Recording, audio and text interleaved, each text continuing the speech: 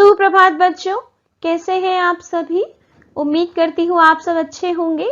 आज हम कक्षा 7वीं का पाठ 6 गिरधर कविराय की कुंडलियों के प्रश्नोत्तर पर चर्चा करेंगे। पिछली वीडियो में हमने इनकी कुंडलियां पढ़ी थी और हमने जाना था कि इनकी कुंडलियों का समाज में कितना महत्व है। इनकी कुंडलियां आज भी समाज में कहावत के रूप में प्रयोग की जाती हैं। तो आज इसके हम प्रश्न उत्तर पर चर्चा करेंगे। सबसे पहले मेरी समझ से प्रश्न करेंगे। पहला प्रश्न है, पाठ के आधार पर नीचे दिए गए प्रश्नों का सही उत्तर कौन सा है। सही उत्तर चुनिए और उस पर स्टार बनाइए। पहला प्रश्न, बिना विचारे काम करने के क्या परिणाम होते हैं। ऑप्शन देखिए, दूसरों से प्रशंसा मिलती है, नहीं, गलत जवाब। मन में शांति बनी रहती है, गलत जवाब। अपना काम बिगड़ जाता है, सही जवाब।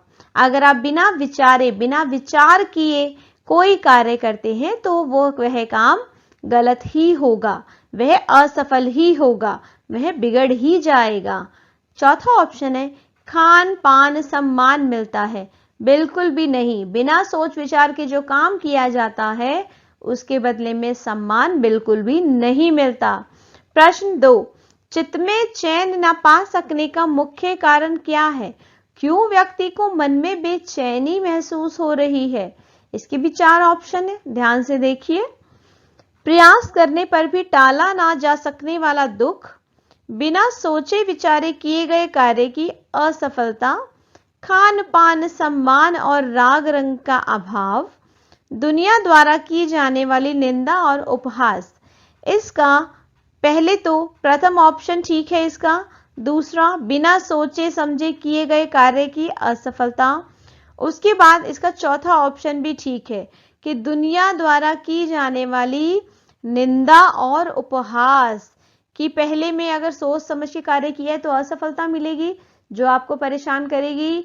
चौथा ऑप्शन है कि आपका परिहास किया जाएगा, आपका मजाक उड़ाया जाएगा, आपकी निंदा की जाएगी। तो आइए देखते हैं अगला प्रश्न। प्रश्न 3, बीती ताही बिसारी दे आगे की सुधि लेई। पंक्ति द्वारा कौन सी सलाह कवि देना चाहते हैं। पहला ऑप्शन, कवि की सफलता के लिए अतीत की गलतियों से सीखने की, अतीत की असफलताओं को भूलकर भविष्य पर ध्यान देने की, अतीत और भविष्य दोनों घटनाओं को समान रूप में याद करने की, अतीत और भविष्य दोनों को भूलकर केवल वर्तमान में जीने की। आपको देखो पंक्ति से ही समझ आ जाएगा। बीती ताही बिसारी दे, बीती ताही का मतलब अतीत को भुला दे, आगे की सुधि ले, जो आगे आने वाला है, जो आपका भविष्य आने वाला है, जो आपका वर्तमान चल रहा है उसके बारे में सोचिए। अर्थात यहाँ पर दूसरा ऑप्शन बिल्कुल ठीक है। अतीत की असफलताओं को भूलकर भविष्य पर ध्यान दीजिए, यही इसका सही उत्तर है। प्रश्न 4, जो बनी आवे सहज में ताही में चित देई। पंक्ति का क्या अर्थ है। इसमें कवि कहना चाहते हैं कि जो सहज आसानी से आप काम कर सके आप केवल उसी काम को कीजिए जो आप कर सके। जो आप काम नहीं कर सकते, जिस काम को करने में असफल हैं आप, उस काम को बार बार मत कीजिए। तो जो आसान काम है, जो आपकी समझ में आ रहा है, केवल उसी काम को आप कीजिए। आइए देखते हैं इसका कौन सा ऑप्शन ठीक है। हमें कठिनाइयों और चुनौतियों से बचना चाहिए, गलत ऑप्शन। हमें आराम की तलाश करने में मन लगाना चाहिए, गलत ऑप्शन। हमें असंभव और कठिन कार्यों पर ध्यान देना चाहिए, गलत ऑप्शन। हमें सहज सी जीवन पर ध्यान देना चाहिए, करेक्ट ऑप्शन।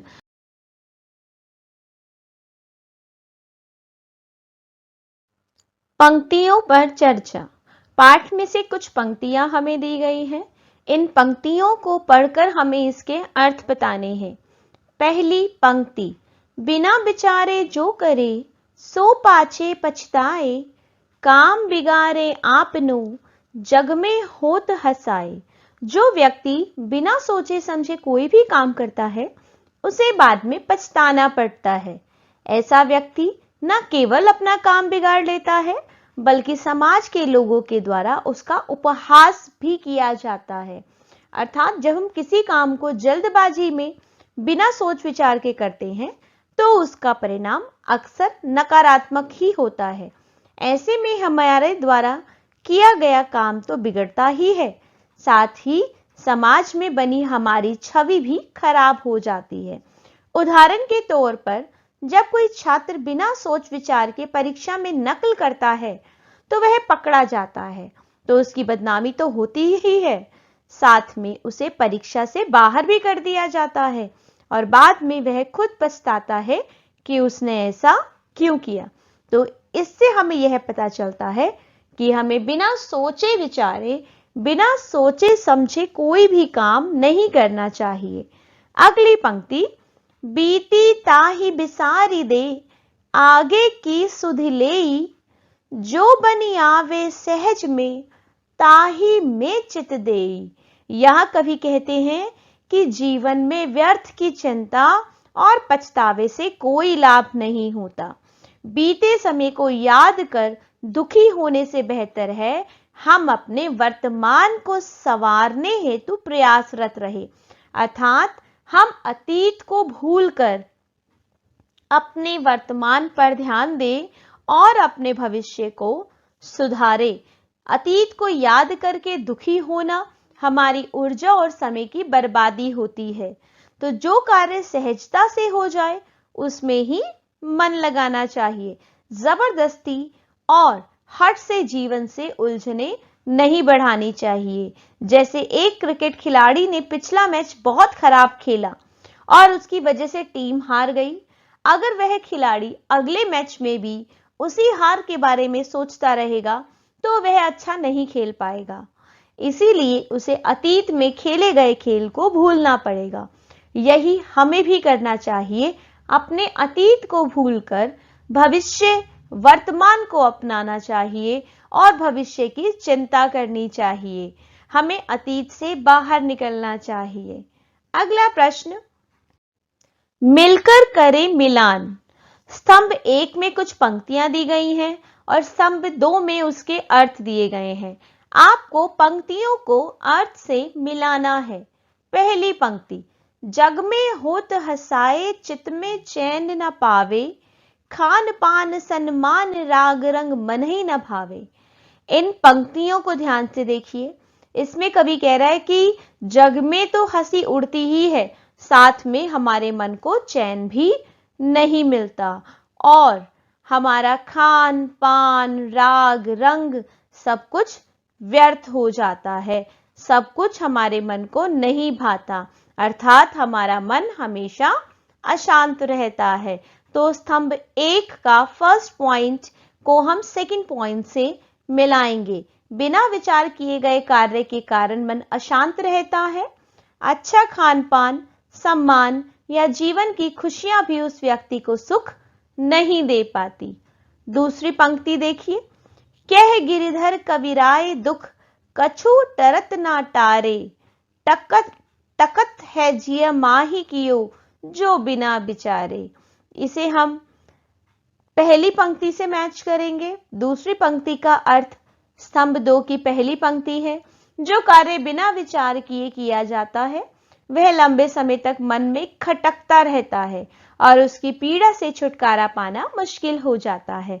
स्तंभ 1 की तीसरी पंक्ति, ताही में चित देई बात जोई बनी आवे, दुर्जन हंसे न कोई चित में खता न पावे। इस तीसरी पंक्ति को हम स्तंभ 2 की चौथी पंक्ति से मिलाएंगे। ऐसे कार्य कीजिए कि बुरे व्यक्ति को हंसने का मौका ना मिले और मन में किसी प्रकार का दोष या अपराध बोध न हो। स्तंभ 1 की चौथी पंक्ति, कह गिरधर कबीराए यही, करु मन परतीति, आगे को सुख होई, समझू बीती सो बीती। चौथी पंक्ति में कबीराए कह रही हैं कि अपने मन को इस बात पर विश्वास करना सिखाओ कि भविष्य की खुशी को समझते हुए अतीत के दुखों को भुलाकर आगे बढ़ना चाहिए। तो इनकी चौथी पंक्ति को स्तंभ 2 की हम तीसरी पंक्ति से मिलान करेंगे। आइए देखते हैं अगला प्रश्न। सोच विचार के लिए पाठ को एक बार पुनः पढ़िए, पता लगाइए और लिखिए। बिना विचारे जो करे सो पाछे पछताए।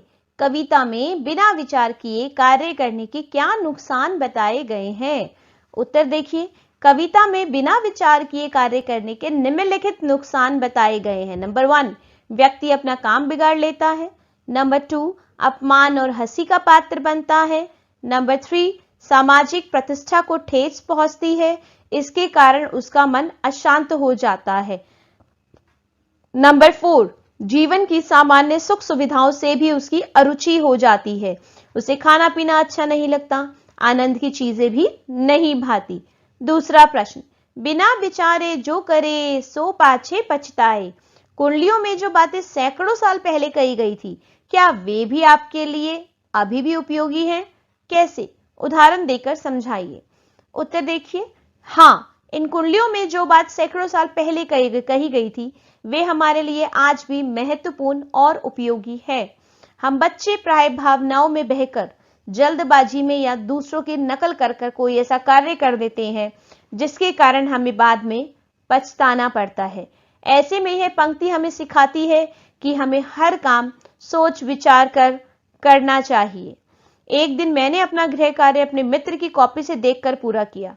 अध्यापिका जी को जब यह बात पता चली तो उन्होंने सभी विद्यार्थी के सामने मुझे डांटकर समझाया कि ऐसा करके हम आगे नहीं बढ़ सकते। कक्षा के अन्य विद्यार्थियों के सामने मुझे इसके कारण शर्मिंदगी झेलनी पड़ी। मुझे लगा कि काश मैंने यह ना किया होता। तो इस तरह यह पंक्तियां आज भी हमारे लिए उपयोगी है। यह हमें सही चीजें सिखाती है।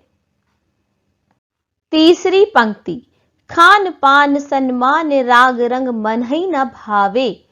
इस पंक्ति में रेखांकित शब्दों के अर्थ शब्दकोश से देखकर लिखिए। प्रत्येक के लिए एक एक उदाहरण भी दीजिए। सम्मान का अर्थ होता है आदर, सम्मान, प्रतिष्ठा। हमें अपने बड़ों का सम्मान करना चाहिए। मनहई, मनहई का मतलब मन ही। तरुण बहुत दुबला पतला है क्योंकि उसे पौष्टिक आहार मनहई नहीं भाता।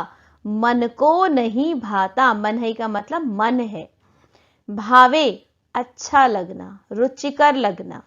जिसके जैसे विचार उसे वैसे ही लोग भावे, वैसे ही लोग अच्छे लगते हैं जो जैसे विचार रखता है। अनुमान और कल्पना से आप इन पंक्तियों को पढ़िए और इनके उत्तर दीजिए। ये प्रश्न ऐसे प्रश्न होते हैं जिनका उत्तर आप अपनी कल्पना के आधार पर भी दे सकते हैं। पहला प्रश्न, आपने पढ़ा है कि बिना विचारे जो करे सो पाछे पछताए। कल्पना कीजिए कि आपके एक मित्र ने बिना सोचे समझे एक बड़ा निर्णय लिया है। वह निर्णय क्या था? उसका क्या प्रभाव पड़ा? इसके बारे में एक रोचक कहानी अपने साथियों के साथ मिलकर बनाइए, कथा में प्रस्तुत कीजिए। देखिए, इस प्रश्न का उत्तर आप स्वयं दे सकते हैं। कोई भी एक कहानी बना सकते हैं। उदाहरण के तौर पर मैं आपके सामने एक कहानी प्रस्तुत कर रही हूं। इसी प्रकार आप दूसरी कहानी स्वयं बना सकते हैं। मेरे मित्र ने बिना सोचे समझे एक दिन यह निर्णय लिया कि वह इस बार होने वाली परीक्षा में प्रत्येक पेपर से 2-3 दिन पहले तैयारी करके ही परीक्षा देने जाएगा। उसे यह आशा थी कि उसके लिए पेपर हर बार की तरह ही आसान होगा, इसलिए उसने परीक्षा की तैयारी समुचित तरीके से नहीं की। जब परीक्षा शुरू हुई तो पेपर में कई ऐसे सवाल आए जिनकी तैयारी उसने ठीक से नहीं की थी। नतीजा यह हुआ कि उसके कम अंक आए और उसका आत्मविश्वास भी डगमगा गया। तो इससे हमें पता चला कि जब हम बिना सोच विचार के कोई डिसीजन लेते हैं तो उसका नकारात्मक प्रभाव भी हो सकता है। तो इसी तरीके की कहानी आप भी बना सकते हैं। दूसरा प्रश्न, कल्पना कीजिए बीती ताही बिसारी दे आगे की सुधि लेई। कविता निम्नलिखित के लिए लिखी गई है। आप, आपका कोई सहपाठी, आपका कोई परिजन, आपके कोई शिक्षक, कोई पक्षी, कोई पशु। इनकी कौन कौन सी समस्याएं होंगी यह कविता उन्हें कैसे प्रेरित करेगी? उत्तर देखिए, मान लीजिए कि कविता आपके लिए लिखी गई है। सबसे पहले हम आपकी बात कर रहे हैं। एक 7वीं कक्षा के विद्यार्थी के तौर पर आपकी एक समस्या हो सकती है हर महीने होने वाली कक्षा परीक्षा से पहले बेचैनी होना, इस कारण रात को ठीक से सो ना पाना। यह कविता हमें इस तरह प्रेरित कर सकती है, जो भी कक्षाएं परीक्षाएं पूर्व में हो चुकी हैं उन्हें भूलकर नए जोश से आगे बढ़े। पूर्व परीक्षा में किसी पेपर में आए खराब अंक को बिल्कुल भूल जाएं और नए के लिए मेहनत करें। कक्षा परीक्षा से एक दिन पूर्व 10 मिनट ध्यान करें ताकि मन को शांत किया जा सके। शांत मन से ही हम अच्छी पढ़ाई कर सकते हैं, दिमाग को तरोताजा रख सकते हैं। सुबह जल्दी उठकर संक्षिप्त अभ्यास किया जा सकता है। तो इस तरह ये कविता हमें प्रेरित करती है। कल्पना कीजिए कि आप एक ऐसे व्यक्ति से मिले हैं जो हमेशा बीती बातों में खोया रहता है। आप उसे समझाने के लिए क्या क्या कहेंगे? उत्तर देखिए, क्या क्या समझाएंगे आप उसे? इसका उत्तर भी आप स्वयं दे सकते हैं, लेकिन जिस प्रकार मैंने उत्तर दिया है वो एक उदाहरण के रूप में आप समझ सकते हैं। जब मैं एक ऐसे व्यक्ति से मिलूंगा तो मैं उसे समझाऊंगा कि आपके भीतर अपनी चुनौतियों से लड़ने की, अपने मन को हल्का करने की और वर्तमान को अपनी मेहनत और विश्वास से संवारने की पूरी शक्ति है। अतः आप बीती बातों को भूलकर अपने वर्तमान को अच्छा बनाने का प्रयास करें, कोशिश करें। इसके लिए आप प्रतिदिन 2 से 3 बार ध्यान की मुद्रा में रह सकते हैं अर्थात मेडिटेशन कर सकते हैं, क्योंकि यह तनाव को कम करके मन को शांति प्रदान करता है। जब जब आप बीती बातों को सोचने लगें और इससे आपकी मनोदशा पर असर पड़ रहा हो तो किसी रचनात्मक कार्य में लग जाइए, किसी क्रिएटिव वर्क में लग जाइए या अपने किसी विश्वस्त मित्र के साथ सहज संवाद करके मन को हल्का कर लीजिए। यह सबसे आसान तरीका है जो सामान्यतः हम भी प्रयोग करते हैं। अगर हम बहुत चिंता में होते हैं तो हम अपने मित्र के साथ, अपने दोस्त के साथ बातें करते हैं, उनके साथ अपनी बातों को शेयर करते हैं, जिससे हमारा मन हल्का होता है और हमारी चिंता कुछ हद तक दूर हो जाती है। शब्द से जुड़े शब्द। नीचे दिए गए रिक्त स्थानों में चित्त या मन से जुड़े शब्द कुंडलियों में से चुनकर लिखिए कि मन से कौन कौन से शब्द जुड़े हुए हैं। आइए देखते हैं। मन क्या है बेटा? मन हमारा चित्त है जो बहुत सारी चीजें करने के लिए करता है, कुछ चीजें नहीं करने के लिए करता, कुछ गलत हो जाता है तो बेचैन हो जाता है। तो इनसे कौन कौन से शब्द जुड़े हुए हैं आपकी कुंडलियों में? एकाग्रता होता है ध्यान मग्न होना, अपने पर पूर्णता ध्यान देना, मेडिटेशन करना, चैन सुकून लेना, संतोष सेटिस्फेक्शन ध्यान करना, मेडिटेशन, स्मृति याद करना, आत्मविश्वास कॉन्फिडेंस, आत्मज्ञान खुद को पहचानना। तो कुंडलियों में ये सभी शब्द कहीं ना कहीं मन से जुड़े हैं। तो इन शब्दों को हम आपके सामने प्रस्तुत करते हैं। आज हमने इस पाठ के प्रश्न उत्तर को जाना। उम्मीद करती हूं आपको प्रश्न उत्तर समझ आए होंगे। अगर आपको समझ आए तो कृपया करके इस वीडियो को शेयर और मेरे चैनल को सब्सक्राइब जरूर करें। धन्यवाद। आप सभी का दिन मंगलमय हो।